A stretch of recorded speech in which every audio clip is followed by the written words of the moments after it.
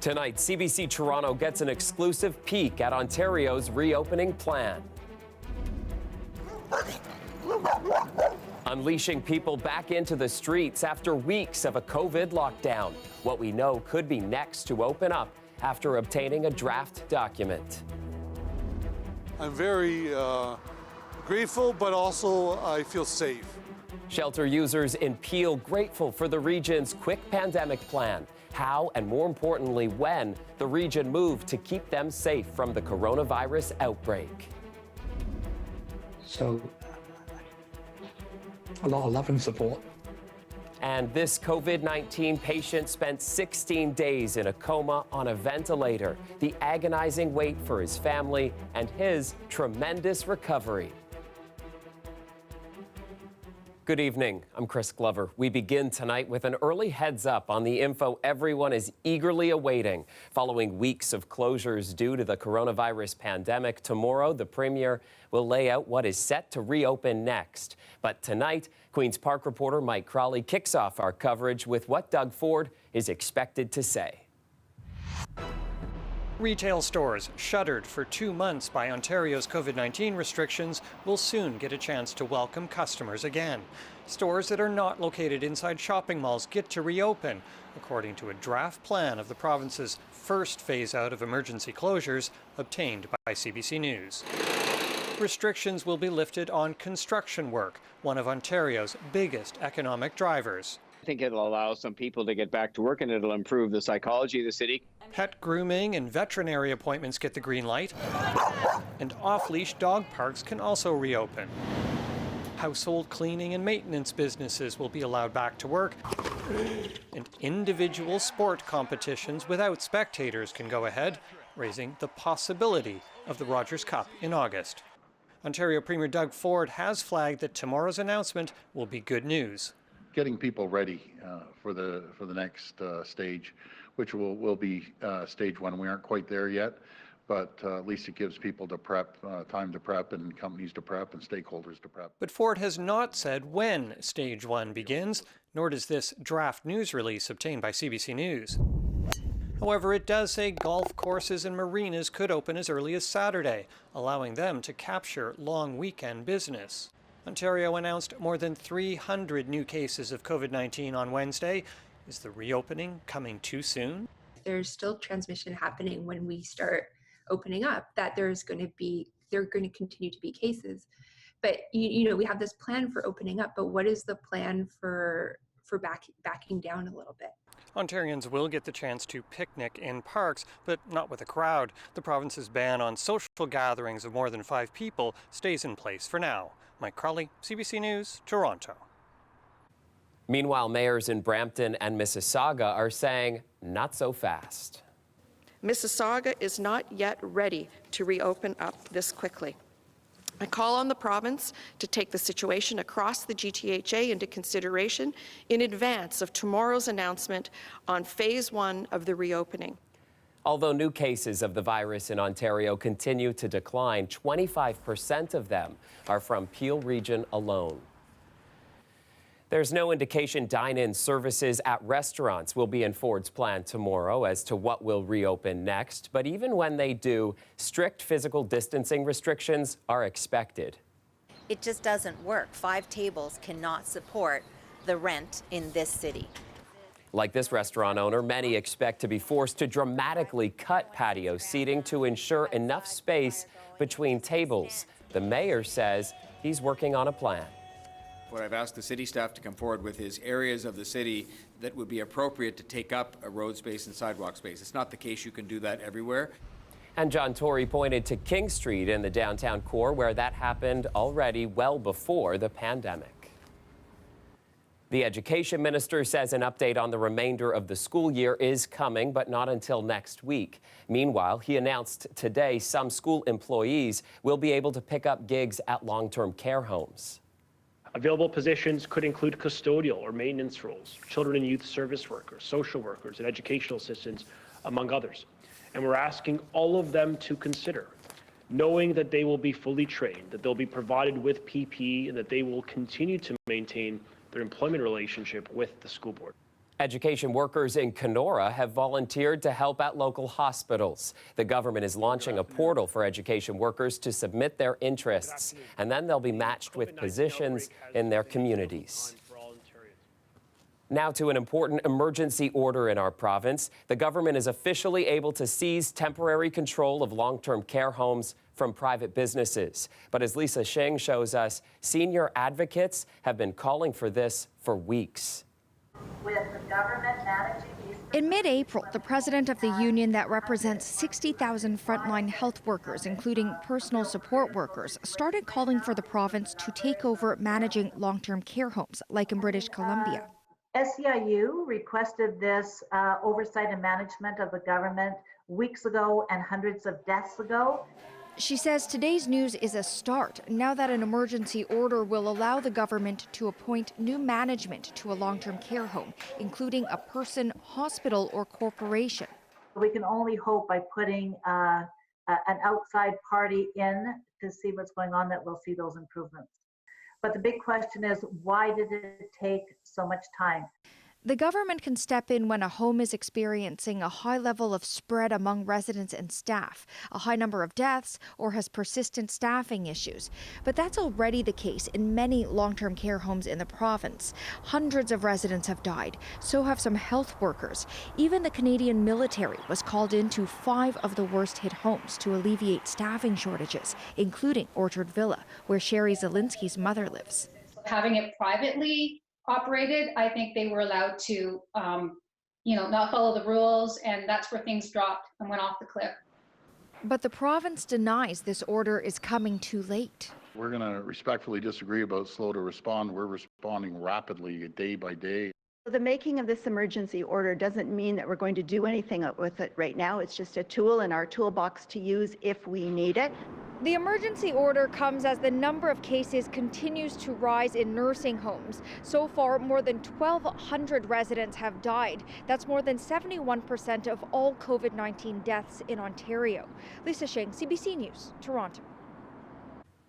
Last night, we told you about the first registered nurse to die from COVID-19 in Ontario. And tonight, we're able to share more about 57-year-old Brian Beattie, who worked at a long-term care home in London. His niece, Amber, told CBC News he loved his job. We always knew that, she said. However, since his passing, hearing all the stories from colleagues and those he cared for truly opens our eyes on how much he touched others' lives. We can all learn a lot from his dedication, and we can all carry his laughter inside of us. Everyone, stay safe.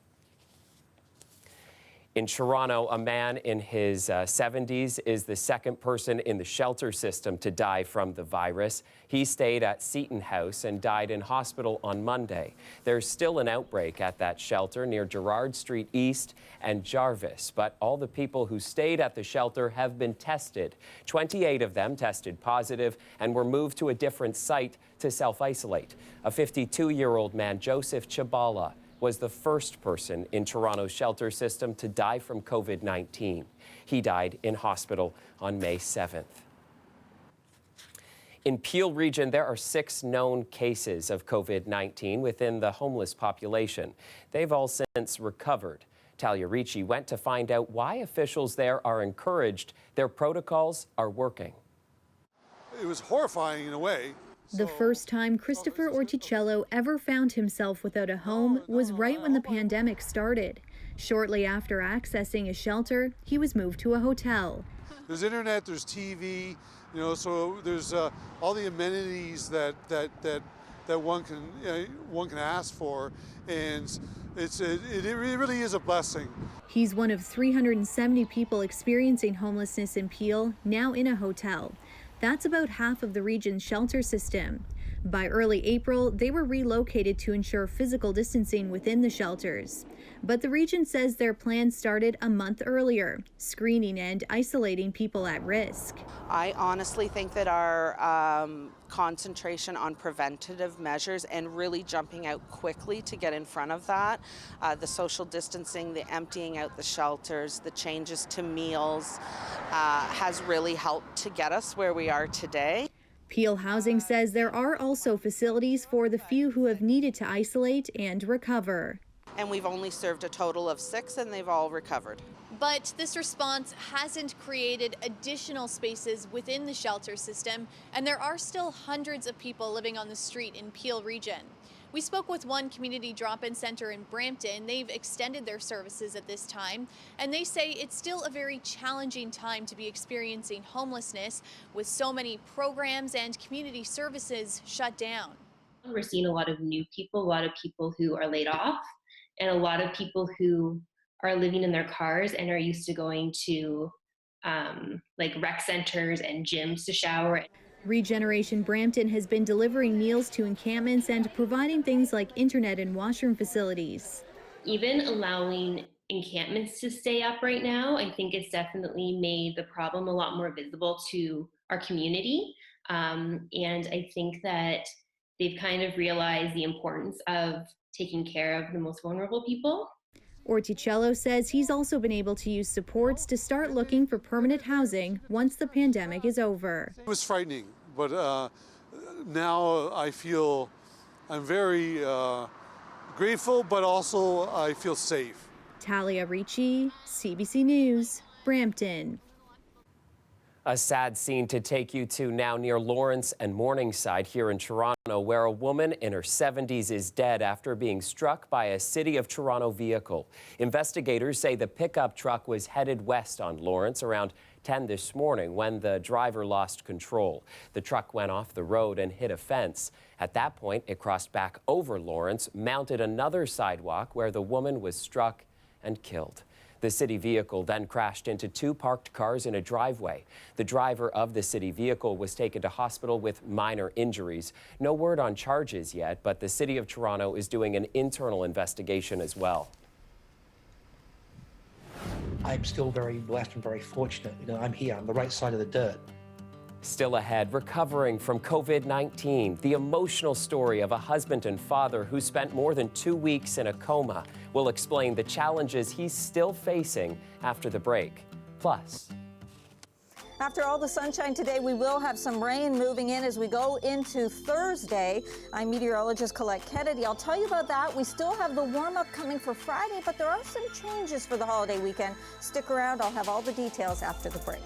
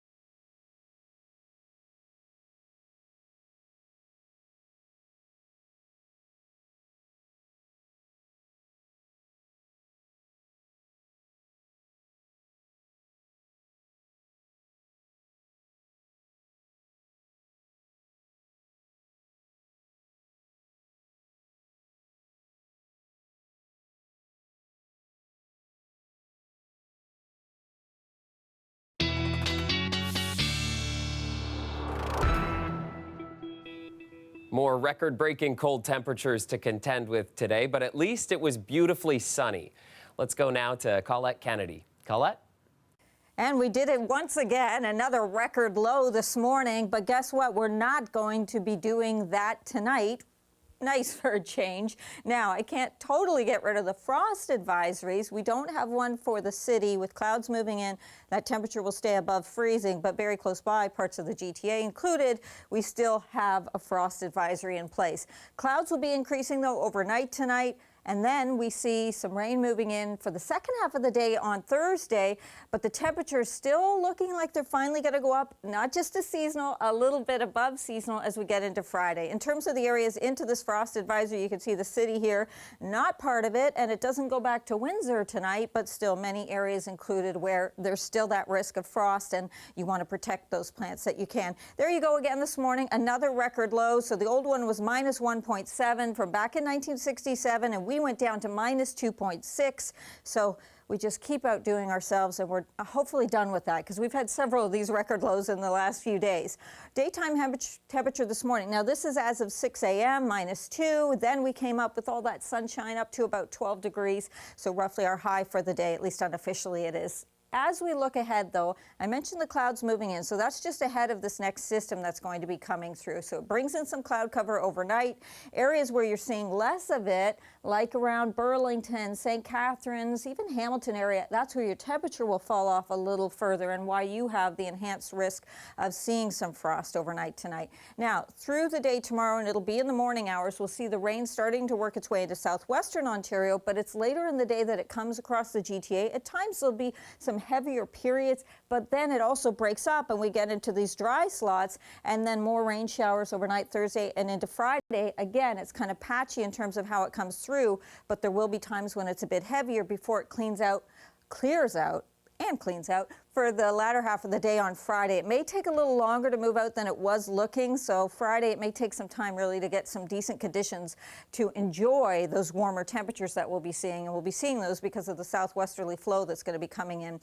Does look like we'll have some cloud cover into Saturday, but it'll be a little bit drier, and then some rain coming back into Sunday. Could be seeing 25 to 40 millimeters, in fact. Tonight, these are your mild lows for southwestern Ontario, your mild daytime highs. Some embedded thunderstorms certainly possible through Thursday and Thursday night. That risk is in the GTA as well, but it's a little slimmer. Here are your temperatures tonight. Again, mostly above freezing, but getting pretty close to it there around the Niagara region. Tomorrow, somewhat cooler, kind of similar to today, but without that sunshine, so it's going to feel cooler. But Friday, back up to that 20 degrees. Saturday, hoping we're going to get some sun mixing with the clouds, 17. Rain coming back later on Sunday, and that keeps those temperatures, Chris, down towards the mid-teens. But we're sure going to enjoy that 20 degrees on Friday. Yeah, I finally like it. Thanks, Colette.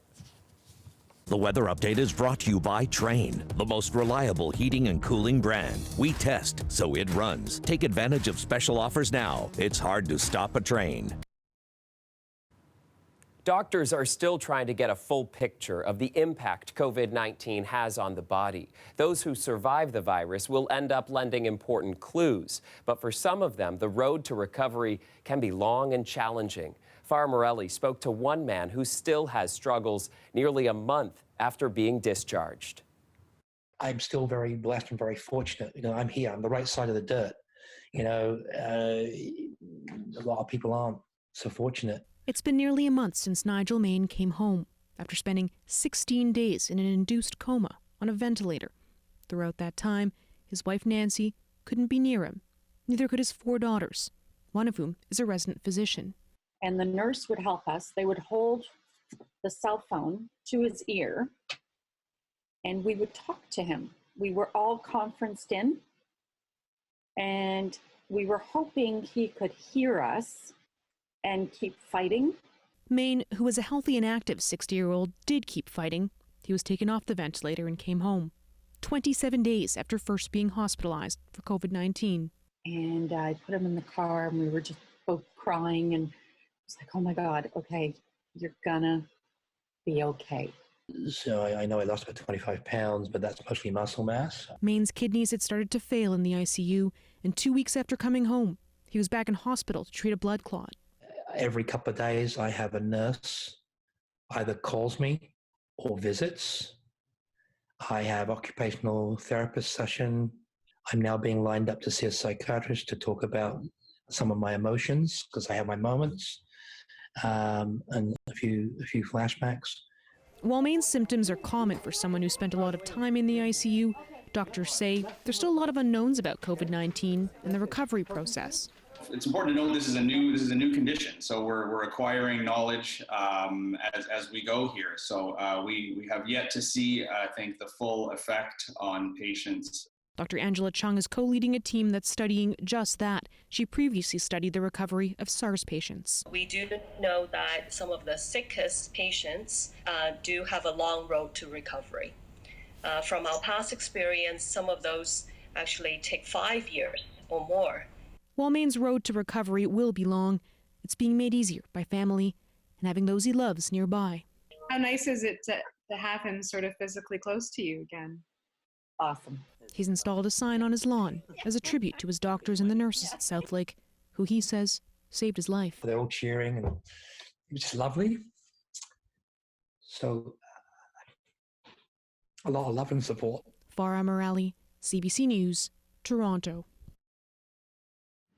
People were so excited about getting a pie. I mean, it's such a simple thing. We take things for granted like that. And I think there's nothing that is like a warm hug from your mom, like a pie. After the break, why this man decided to spread joy in his community, one free pie at a time. Not a bad way to do it. We'll bite into those details next. Stay with us. We'll be right back.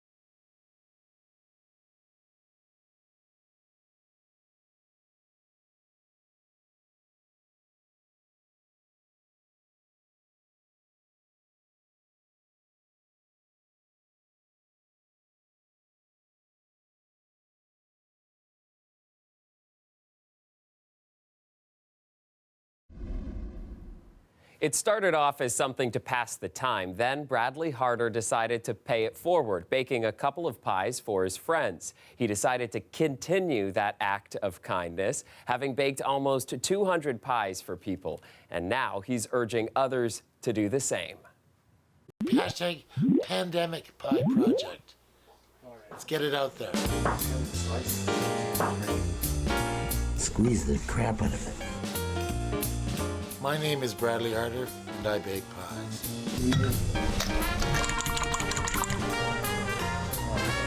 The beginning of the pandemic, early April, I was doing a little thing on Facebook called Cooking Without Pants. Peppercorns, nutmeg, a couple of sticks of cinnamon, and people were like getting excited about it, and I thought it was kind of fun.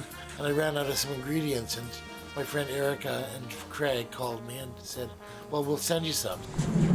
Had a delivery person bring food to me, and I was so moved by this that I thought, well, what can I do? I thought about it, and I said, well, I could bake. I know how to bake a pie. So I baked a pie for Erica and Craig. Voila. And I baked pies for my friend Mark and Darlene, who were doing food runs for me as well. We make a blueberry pie for you. Some of my neighbors started asking about them, so I started baking them for them. And it just snowballed and kept going and going and going. Oh, they're so beautiful. Look at that. I've baked to date 178 pies, and I've got about 10 pies on my table and more pies in the oven, and I plan to bake another 15 pies today. It's just pie, pie, pie, pie, pie.